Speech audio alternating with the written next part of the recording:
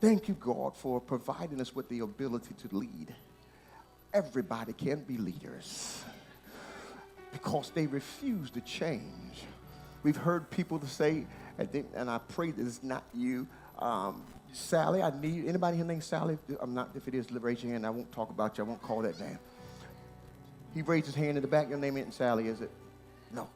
So anyway, the boss walks up to Sally and says, Sally, listen, I know you're doing this, but Barbara's not here today because she had a family emergency. Would you mind moving over and working? And oh, you don't pay me for that.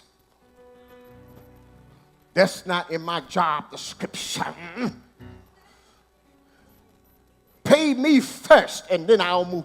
And they forget all. This past week, I went around and I was asking people, I said, listen, there's a promotion that I'm getting ready to do, and I want to know if I could interview you for this role. And one lady said to me, you all got who you want to select anyway. Why are you interviewing me? And I said, well, wait a minute, sweetie. If you would like a copy of this message or even browse any of our other catalog of messages, feel free to log on to rccraleigh.org right now and download your MP4 or MP3 today.